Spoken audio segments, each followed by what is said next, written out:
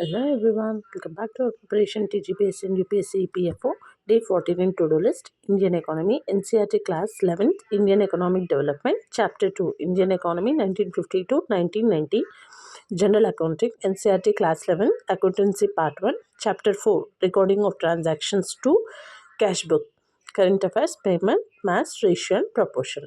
So ఇంకా ఎవరైనా start చేయని వాళ్ళు ఉన్నా కూడా స్టార్ట్ చేయండి. సో కొంతమంది నోట్స్ అడిగారు. Telegram channel name smart preparation to success join అవ్వండి. నేను దాంట్లో ఈరోజు నుంచి నోట్స్ కూడా అప్లోడ్ చేస్తాను. ఓకే, తెలంగాణ హిస్టరీ క్లాసెస్ కూడా ఆల్రెడీ కంటిన్యూ చేస్తున్నాను. చూడని వాళ్ళు ఉంటే చూడండి. సో నేను నిన్నటి నుండి మీకు ఎకానమీ క్లాస్ కూడా అని చెప్పాను. So due to some work వల్ల నేను పోస్ట్ చేయలేకపోయాను. సో ఈరోజు నేను క్లాసెస్ అన్ని అప్లోడ్ చేస్తాను. ఓకే, ఇండియన్ ఎకానమీ అండ్ మనకి టాపిక్ రేషియో అండ్ ప్రపోర్షన్ ఉంది కదా, దానిపైన కూడా మన ప్రాబ్లమ్స్ని సాల్వ్ చేద్దాం. ఓకే, సో ఈరోజు బై ఈవినింగ్ లోపు నేను 2 వీడియోస్ అప్లోడ్ చేస్తాను economy and ratio and proportion పైన.